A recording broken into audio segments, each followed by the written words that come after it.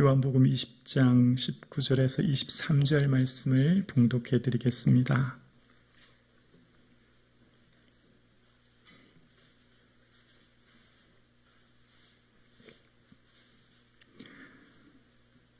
이날 곧 안식 후 첫날 저녁 때 제자들이 유대인들을 두려워하여 모인 곳의 문을 닫았더니 예수께서 오사 가운데 서서 이르시되 너희에게 평강이 있을지어다.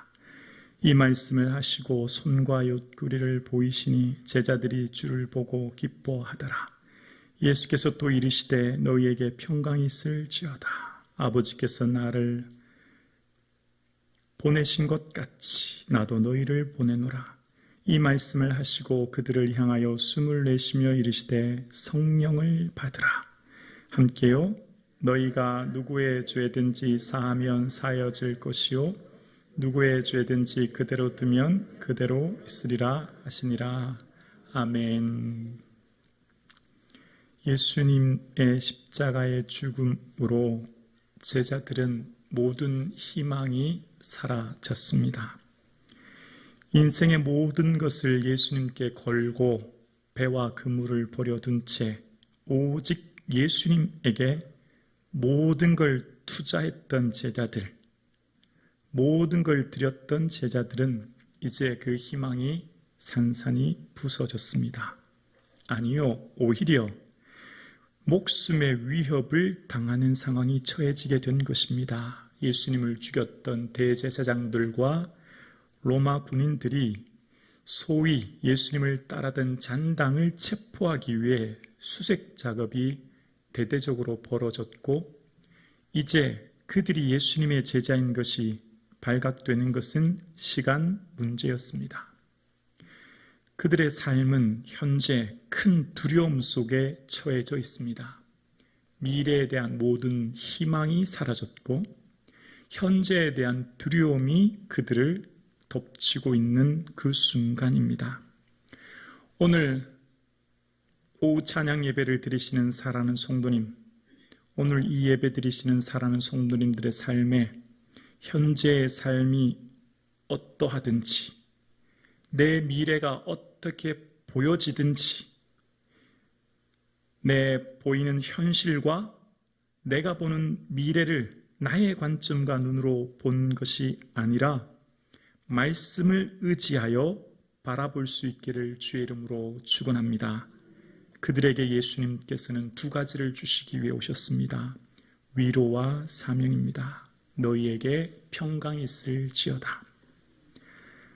사랑하는 성도님, 기도가 깊어지면 그 기도의 최고봉은 뭐일까요?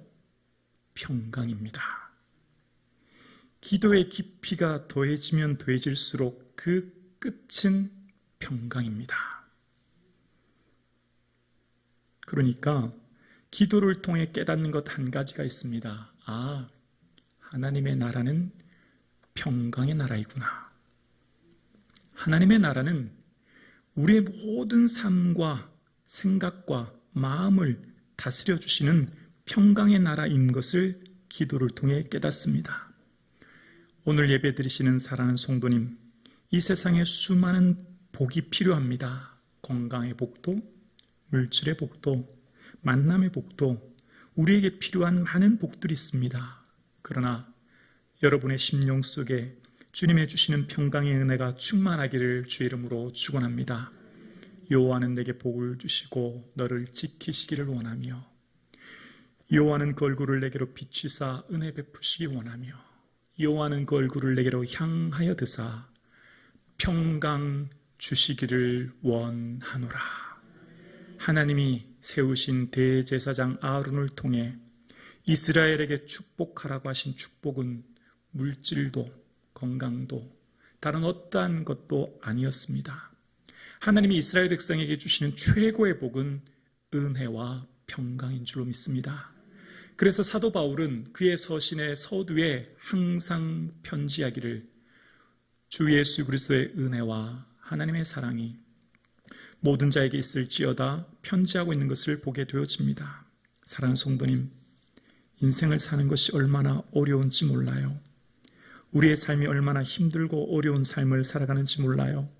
마치 제자들의 삶처럼 모든 희망이 사라지고 현재의 삶이 두려움 속에 갇혀있는 제자들처럼 오늘 우리 교회, 우리 가정, 우리 개인, 우리 모든 국가가 만난 이런 상황 가운데 주 예수 그리스도의 평강을 사모하시는 은혜가 있기를 주의 이름으로 축원합니다.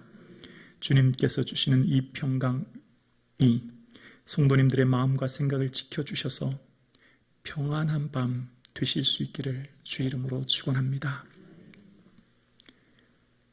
오늘을 살았다고 하는 것은 하루 천국에 더 가까이 간 것입니다. 오늘 하루를 살았다는 것은 한 걸음 더 예수님의 얼굴을 배울 날이 가까웠다는 것입니다. 오늘 하루를 살았다는 것은 한 걸음 더 가까이 하나님의 영광 속에 가까워졌다는 것입니다. 할렐루야. 아멘이시죠? 그래서 우리에게는 하나님이 주시는 거룩한 희망이 있는 것이죠. 우리가 하루를 살았다고 하는 것, 세상 사람들은 늙고 시간이 지나는 것을 안타까워하고 사람의 시간을 속에서 후회의 삶을 살지만 아니요, 우리는 그렇지 않아요. 하루를 더 살았다고 하는 것, 하나님의 영광의 하루 더 가까워졌다는 겁니다.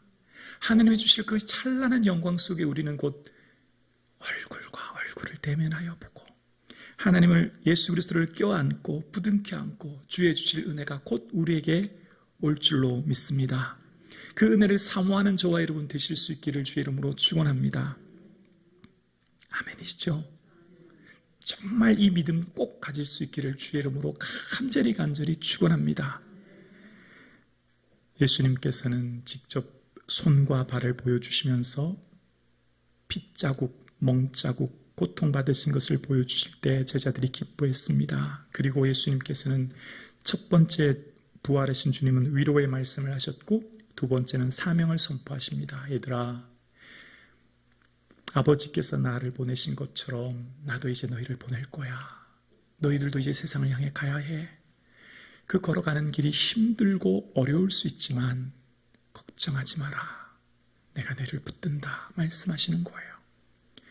그러시면서 이후에 마태복음의 28장에 보면 하늘과 땅의 권세를 너에게 주었다라고 말씀하세요. 예수님께서 저와 여러분을 세상으로 보내십니다. 예수님께서 저와 여러분을 각자의 자리로 보내십니다. 그 삶의 자리에서 주님 주신 그 사명을 충실히 이룰 수 있기를 주의 이름으로 축원합니다. 힘들고 어려울 수 있지만 주님께서 맡겨주신 그 사명의 길을 가는 것이 생명의 길이요, 진리의 길이요, 의미 있는 길인 줄로 믿습니다. 오늘 저와 여러분의 삶 가운데 이 자리에서 50년 뒤까지 이 자리에 남아 계실 분이 과연 몇 분이나 계실까요? 우리의 인생 얼마 남지 않았습니다. 예수 그리스도의 기쁨 되어지는 거룩한 삶 사실 수 있기를 주의 이름으로 축원합니다. 그렇다면 우리의 힘으로는 도저히 불가능합니다. 내 힘으로는 도저히 주의 일을 감당할 수 없습니다. 그래서 주님께서는 성령을 받으라 말씀하시고 그들을 홀로 버려두지 아니하시고 그들에게 성령을 주십니다. 이후 제자들의 삶이 주님을 위해 목숨을 두려워하고 염려하며 근심하던 그들은 더 이상 자신의 목숨 때문에 두려워하거나 인생길에 인하여서 염려하는 인생이 아니라 주를 위해 삶을 드리는 제자들로 변화되어집니다. 오직 성령의 충만한 다스림 안에 있을 때 문을 걸어 잠그고 숨어 지냈던 겁쟁이 인생에서 주를 위해 생명을 내어 던지는 순교의 길을 가는 제자들로 변화되어집니다. 오늘 성북중앙교회에 필요한 것은 성령의 온전한 다스림과 충만함의 은혜인 줄로 믿습니다. 목사에게도 여기 계신 성도님들에게도 지금 우리가 간절히 사모하고 필요한 것은 성령님의 충만한 은혜입니다. 성령님이 다스려 주셔야만 내 삶의 자리를 힘있게 살아갈 수 있고 성령님이 은혜 주셔야만 주님께서 주신 각자의 사명을 질 수 있기 때문입니다. 사랑하는 성북중앙 가족 여러분, 목사를 위해 성령의 충만함을 받도록 기도해 주시고, 또 여기 계신 사랑하는 성도님들 각자 심령이 성령의 새바람으로, 성령의 생기가 불어 너희 마른 뼈들아 여호와의 말씀을 들을지어다 선포할 때 그 마른 뼈가 일어나 큰 군대를 이루었듯이 죽어가는 영혼이 살아나고 잠잠하는 영혼이 깨어나고 각자의 심령 속에 이제 내 남은 삶 그리스도의 고난을 내 육체에 채우노라 고백되어지는 그런 교회, 그런 성도님들 되실 수 있기를 주의 이름으로 축원합니다.